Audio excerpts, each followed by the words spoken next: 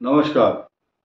मिथुन राशि पर विशेष महत्वपूर्ण और हेल्दी चर्चा होगी तथा इतनी अच्छी खुशी का समाचार आपके लिए होगा।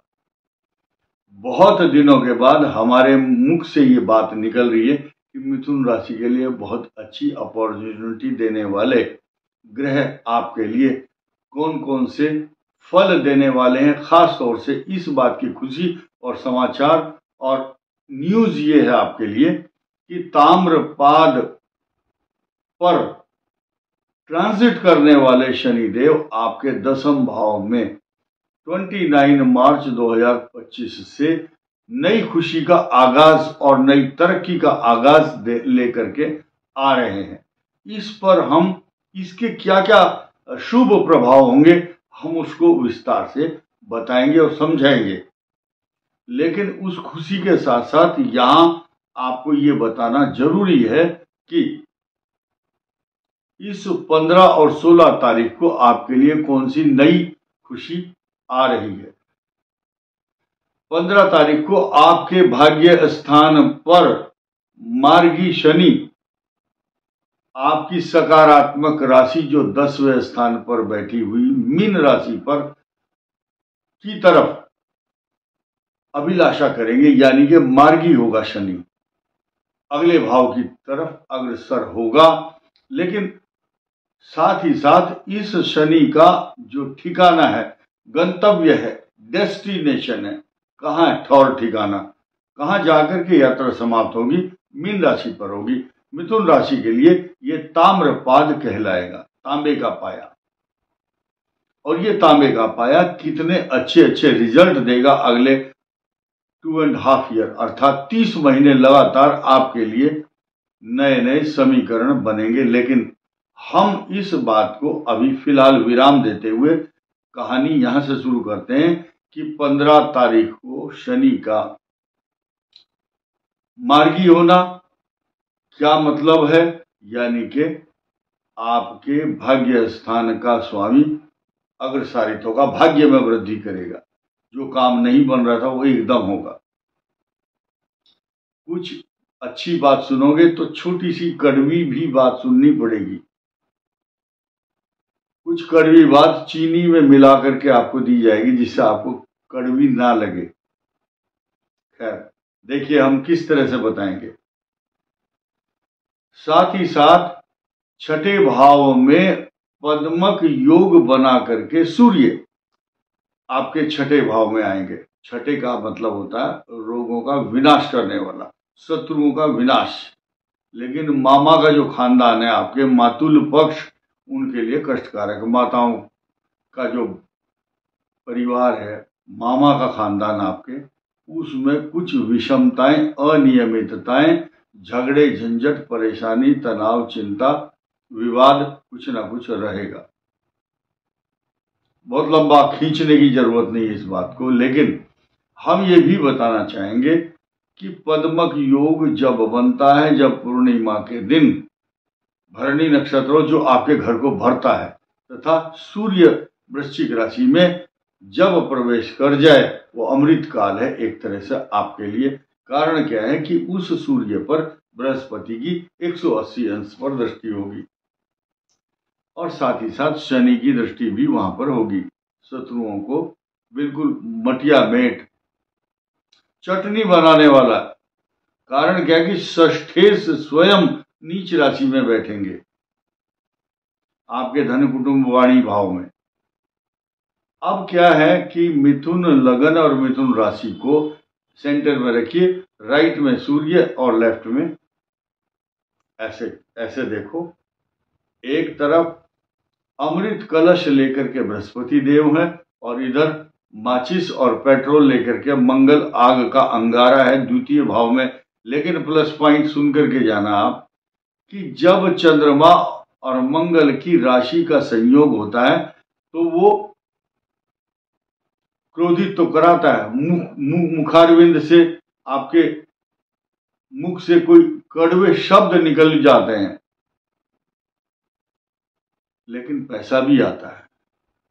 इनकम हाउस का लॉर्ड, आपके 11th हाउस का Lord resources of income house का स्वामी आपके कहा संचित धन, पैसा इकट्ठा करने को मजबूर करता है। जनवरी तक जो भी चेक, बैंक बैलेंस, पैसा, सोना चांदी जो आ रहा है उसको रिजर्व कर लो। वो पैसा ये कह रहा है तुम मुझे बचाओ, मैं तुम्हें बचाऊंगा भविष्य में। वो पैसा आपको बचाएगा, रक्षा करेगा। और रक्षा करने के लिए आपके जो भाग्य विधाता शनिदेव न्यायाधीश आपको इस बात की श्योरिटी, एश्योरेंस दिला रहे हैं कि 29 मार्च 2025 को जिस समय शनि का प्रवेश मीन राशि में होगा तो उसके सकारात्मक भाव, पहलू क्या क्या होने जा रहे हैं। देखिए, मीन राशि पर जब शनि आएगा तो मिथुन को प्रमोशन देगा, तरक्की देगा, नौकरी देगा, जायदाद, प्रॉपर्टी, पैसा, मान सम्मान के साथ साथ आपको सुख भी देगा। आपको डबल बेड पर नींद नहीं आ रही थी, लेकिन अब खाली चारपाई पर बिना बेडशीट के सो जाओगे तो वहां भी नींद आएगी। कारण क्या है कि वो जो चतुर्थ भाव है वहां केतु पर बृहस्पति की दृष्टि है, तथा परेशान क्यों थे आप? मन से परेशान, मन के अंदर व्यग्रता, बेचैनी, उद्वेलित और उद्विग्नता, बेचैनी, एंग्जाइटी, तनाव, माता को कष्ट, घरेलू सुख शांति, आपके बिस्तर पर फूलों की सेज बिछा दो फिर भी नींद नहीं आती थी, लेकिन अब आएगी। गम की अंधेरी रात में दिल को न बेकरार कर, अच्छी नींद जरूर आएगी, उसका इंतजार कर। मिथुन के लिए ये डायलॉग एकदम सटीक और सही साबित हो रहा है, क्योंकि ताम्रपाद, तांबे का पाया आपका शनि लेकर आता है तो अपना कमाल दिखाता है सृष्टि में। और मिथुन को बहुत दिनों से जो सुख की परिकल्पना नहीं कर पा रहे थे, अच्छे डिसीजन नहीं ले पा रहे थे, अब तो क्या है आपको मैं बताऊं,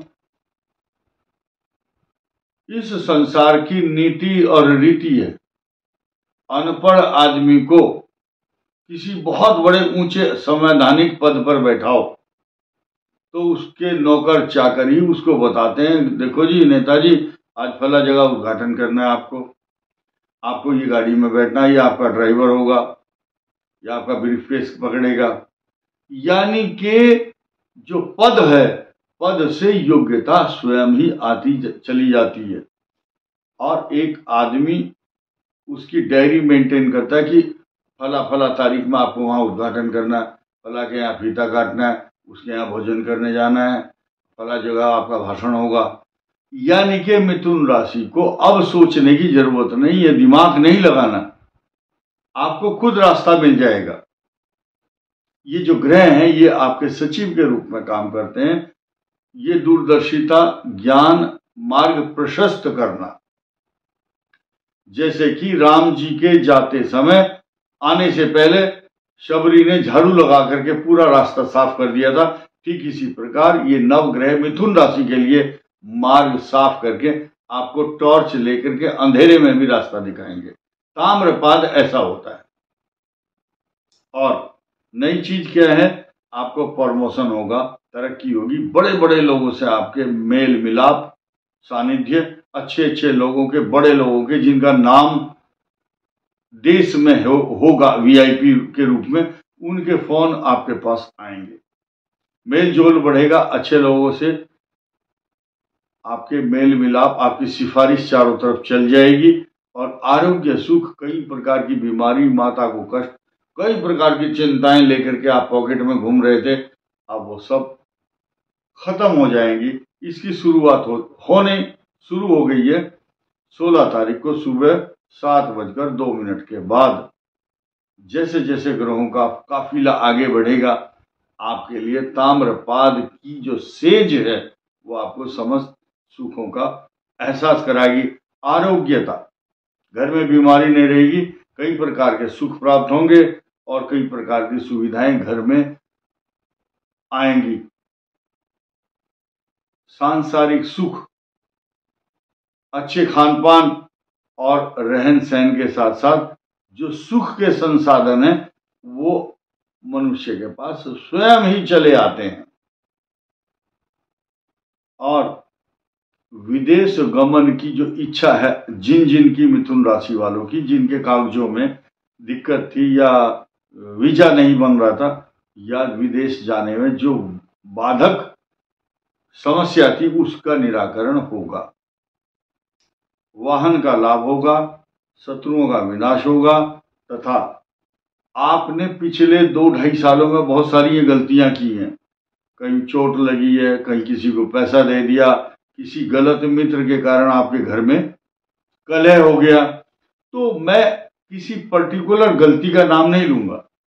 आपने कुछ ऐसी गलतियों के कारण सेल्फ रियलाइजेशन हुआ, आपको खुद ही सेल्फ रियलाइजेशन के कारण आपने तौबा की, कसम खाई कि अब भविष्य में ऐसी गलती बिल्कुल नहीं करूंगा। तो जो अच्छा समय जब मनुष्य का आता है तो उसके विचार कोई दूसरा व्यक्ति उसको ठीक नहीं कर सकता। उसके खुद ही मन में ये आएगा, नहीं अब मैं ये नियम बनाऊंगा, ये नहीं खाऊंगा, ये इससे नहीं मिलूंगा।